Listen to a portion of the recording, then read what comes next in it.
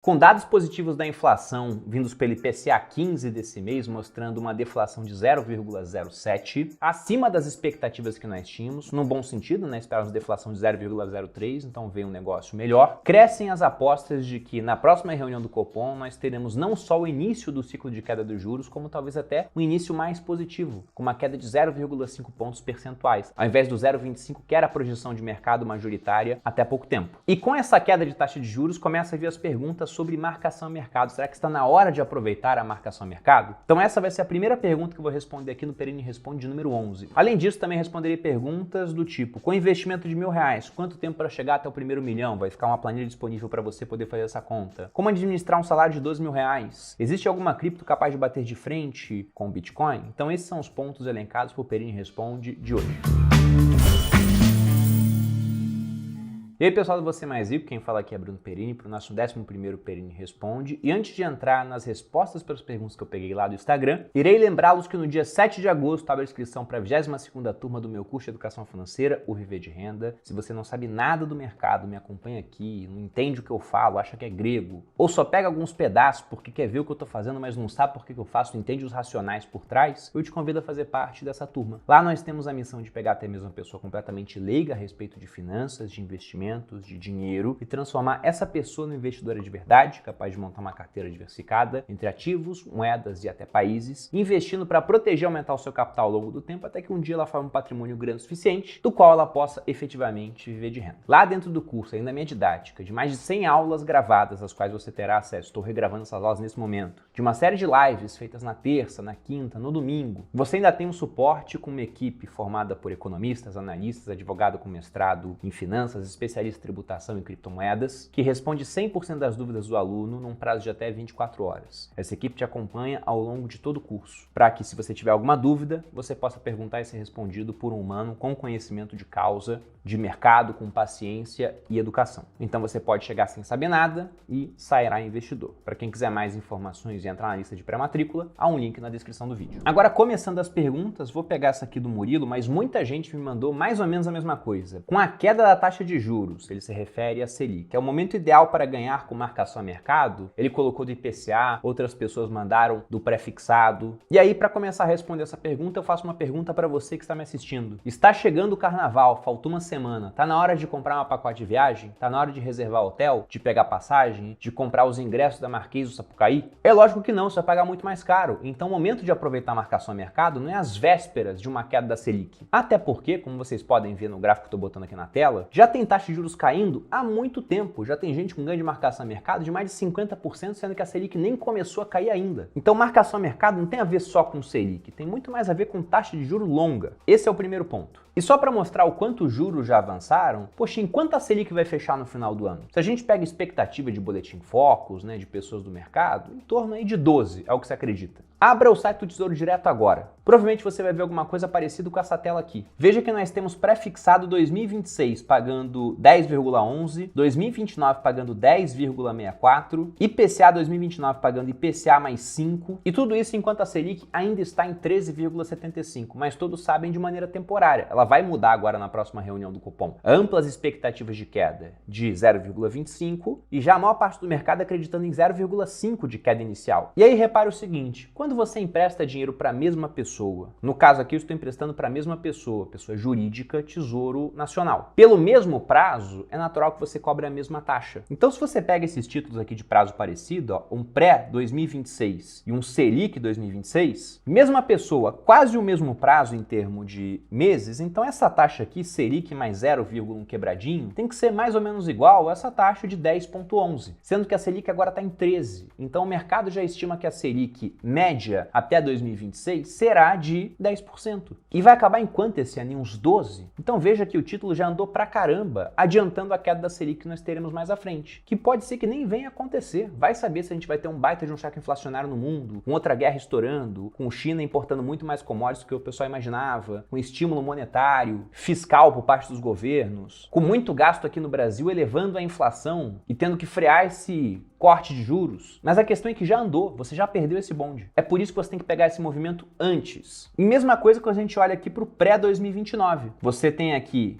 2029, você tem Selic 2029, você tem IPCA 2029. Estou emprestando dinheiro para a mesma pessoa, Tesouro Nacional, por mais ou menos o mesmo prazo, até 2029, de 3 formas diferentes que tem que ter mais ou menos a mesma taxa. Então, IPCA mais 5,07 tem que ser mais ou menos igual a Selic, mais esse quebradinho aqui de 0,16, e tem que ser mais ou menos igual a esse 10,64. Então, veja que ambos aqui já estão precificando uma taxa média até 2029 em torno de 10%, sendo que agora a taxa está em 13%, talvez feche em 12%. Não se sabe o quanto vai cair no ano que vem, pode ser 10%, pode ser abaixo disso, mas veja que para você ganhar dinheiro com o pré agora, essa taxa tem que cair abaixo de 10%. E o mesmo raciocínio aqui com o IPCA. Você tem que ver essa taxa fixa aqui caindo cada vez mais. E não quer dizer que não vai acontecer, a gente pode ter um bom ciclo de queda de juros levando a mais ganhos de marcação a mercado, mas a questão é que a hora de começar a aproveitar esse movimento não é agora, você está atrasado meses para isso. Colocando na tela um gráfico do pré-2029 que eu separei para responder essa pergunta, veja que ele chegou a uma taxa no começo de março desse ano de 13,64. Agora ele está numa taxa de 10,6, então foi uma queda de 3 pontos percentuais. Lembrando que no movimento de marcação a mercado, quando a taxa do título cai, o preço do título sobe. Para quem quiser entender melhor esse movimento, eu explico nos detalhes, inclusive com fórmula matemática, para quem gosta dessa parte, e para quem não gosta, também com a explicação voltada para o pessoal de humanas, lá no Viver de Renda. Mas com essa queda de juros,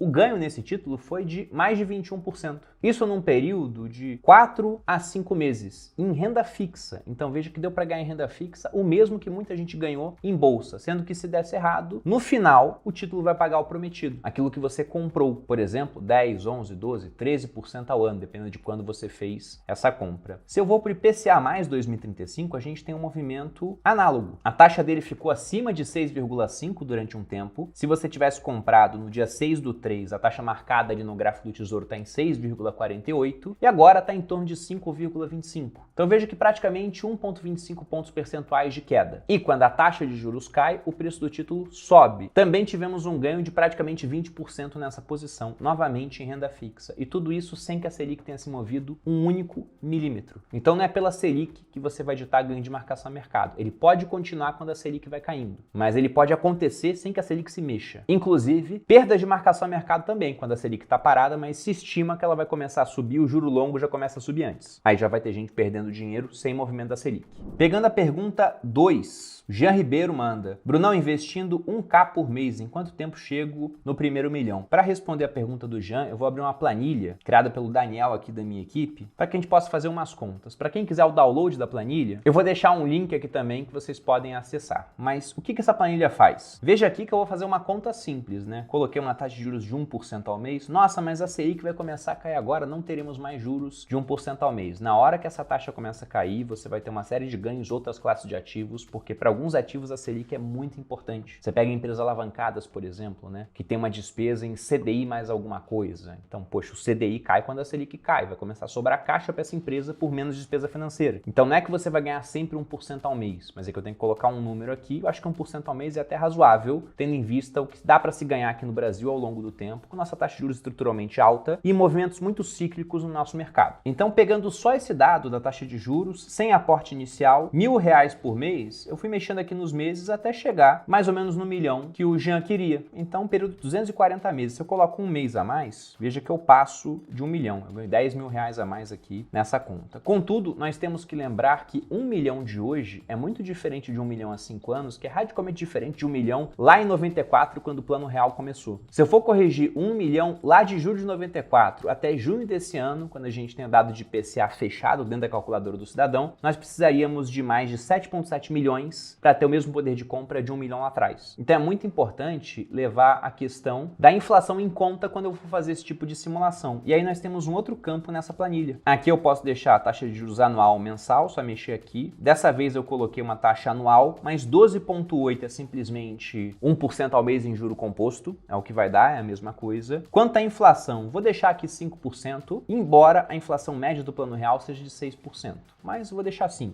Quanto ao aporte inicial, vai começar do zero, aporte por mês R$1.000. Veja que com isso, em 280 meses, ele chegaria a 1,5. Vou botar os 240 meses, né, que foi o que a gente teve anteriormente. Então, em 240 meses, mesma coisa. Ele vai chegar ao valor de quase 1 milhão. Vou colocar aqui 241 meses. Teve uma leve diferença que eu botei a taxa anual e não mensal, né? Mas veja que praticamente o resultado da outra conta, só que esse patrimônio aqui nominal de 1.010.000 arredondando, ao longo dos 241 meses sofrendo com uma inflação de 5%, perderam poder de compra. Então, seria como se esse valor trazido a valor presente hoje tivesse o poder de compra de 380.000 atualmente. Se ele quiser realmente 1 milhão de hoje, então temos que mexer nessa conta aqui. Veja que colocando um prazo de 400 meses, por exemplo, vou reduzir um pouquinho, 395, por aí. Com 395 meses, aí sim ele teria o poder de compra de 1 milhão de hoje, mas ele teria nominalmente no nome 5 milhões de reais, 5 milhões e 40 mil, para ser mais exato, acumulados. Então veja o efeito da inflação ao longo do tempo, né? Assim como tem um juro composto para o seu patrimônio crescer, tem um juro composto da destruição monetária. E aí há outros campos aqui na planilha para quem quiser baixar e explorar, fique à vontade. O link estará aqui na descrição. Terceira pergunta, o Leonardo coloca aqui: acha que haverá alguma criptomoeda que possa bater de frente com o Bitcoin? Olha, Leonardo, acho que não, mas o mercado tá nem aí para o que eu acho, mas o que eu vejo é que com as mesmas características do Bitcoin, você pode até ter alguma coisa nascendo. Agora, com a mesma história, o mesmo poder de narrativa, a figura de um criador incógnito que desapareceu e não consegue mais alterar nenhum rumo da moeda, essa quase concepção imaculada, como o pessoal, principalmente os maximalistas, costumam falar, isso é bem difícil de acontecer. Hoje eu vejo que não tem um rival para o Bitcoin no que ele se propõe a ser. Você tem outras criptomoedas com missões específicas. Acho interessante, por exemplo, o trabalho lá no protocolo Ethereum, né? Acho que o Ether é uma exposição interessante, eu tenho um pouquinho, mas eu confio muito mais no Bitcoin, que é muito mais difícil de ser alterado, para o bem ou para o mal, que tem mais tempo de história do que em uma outra criptomoeda que pode passar por mudanças bruscas em termos de funcionamento, o que pode ser uma vantagem ou uma desvantagem. Eu gosto da previsibilidade que o Bitcoin traz em termos de política monetária, por exemplo. Então, na minha concepção, acho difícil disso acontecer, mas impossível é uma palavra muito forte, né? Até porque tem um cara que eu gosto muito, tô lendo um livro dele agora, que é o Ray Kurzweil, que fala sobre tecnologia. E ele gosta sempre de salientar que a aceleração tecnológica é um processo em aceleração. Então você tem uma exponencial dentro de uma exponencial, de modo que as coisas vão mudar cada vez mais rápido. Porque não só está mudando muito rápido, porque é acelerado, mas a taxa de aceleração do processo também está se acelerando. Então vai saber o que a gente vai ter em termos de soluções e inovações nos próximos 30 anos. Eu sempre digo que é até por isso que eu não tenho mais Bitcoin na carteira. Porque se eu soubesse como vai ser o futuro, ou teria muito mais Bitcoin ou não teria nada. Mas como eu não sei, aí eu tenho alguma coisa, uma posição que se der errado aquilo vai me machucar, mas se der certo, como está dando certo até então, tende a me trazer belos ganhos. E lembro novamente que eu acho que ano que vem vai ser um ano importante para isso. Quarta pergunta, o Cairon coloca aqui: Perini, se possível, fala mais daqueles, entre aspas, 0,8 da nossa vida. Cairon,